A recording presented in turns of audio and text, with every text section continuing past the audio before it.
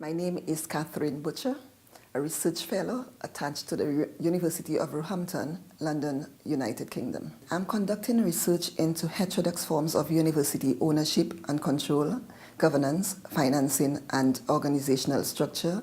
The aim is to provide students with a different educational experience in terms of cost, access, pedagogy, and curriculum design.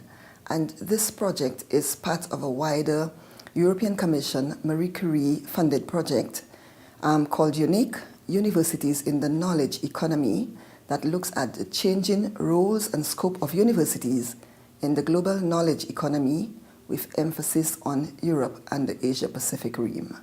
I have been going around the world, really scouting the world for different or alternative university models, because what I'm looking at is probably trust universities, less like from the social economy, such as trust, cooperatives, and employee-owned or worker-owned universities. And there are not too many models in existence, so I have been going around the world, scouting the world, looking for new imaginaries that probably I could adapt and adopt in different country contexts.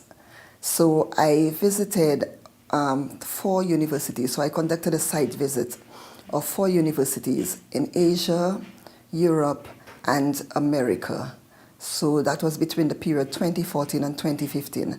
I also conducted 50 interviews with management of these alternative models, with government officials, with academics and academic staff, as well as administrative staff.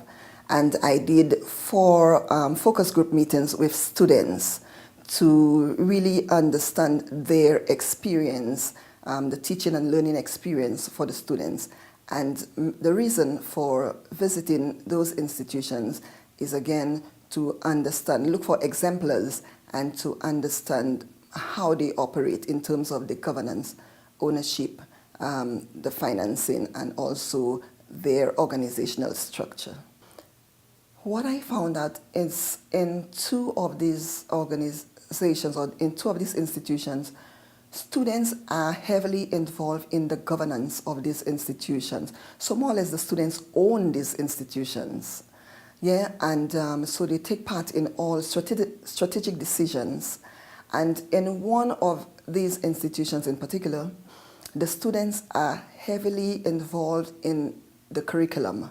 So they more or less design the curriculum, they say what goes into the curriculum, and they recruit the academic staff. And I recall asking the academics, how did they feel about students recruiting them? And they had no difficulty.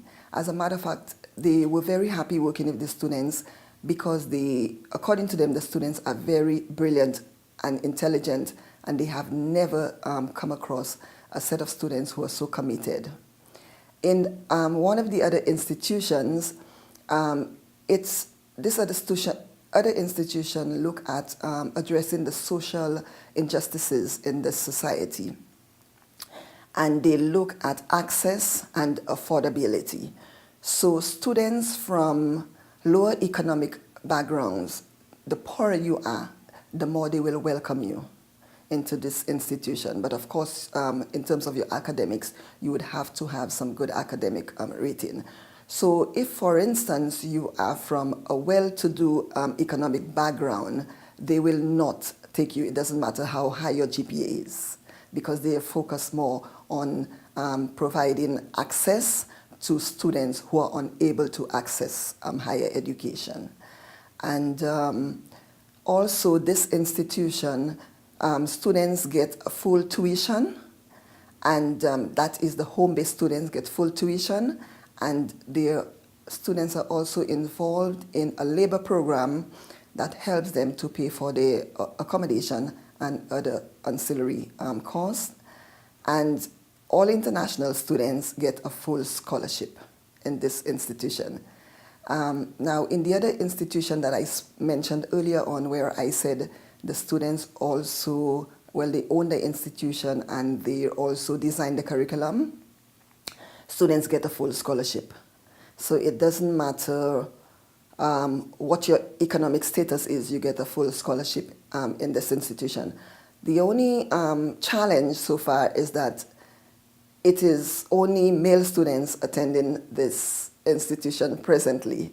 So they are now in the process of trying to see how they could alter the trust. So this is before the courts now, to try to alter the trust to bring in also female students into this model.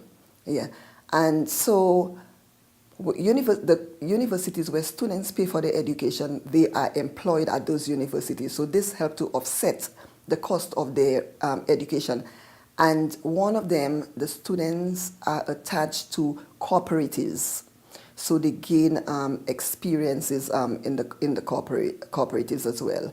So my model really is looking at how I could get students and academics as well involved in the governance of the university, and also looking at affordability and accessibility. Because while we're hearing from government officials that more students from poorer economic backgrounds are now able to access higher education, the dent is not really great, because if you look at it, there are more students from well-to-do economic backgrounds who are able to access higher education than those from lower socioeconomic backgrounds.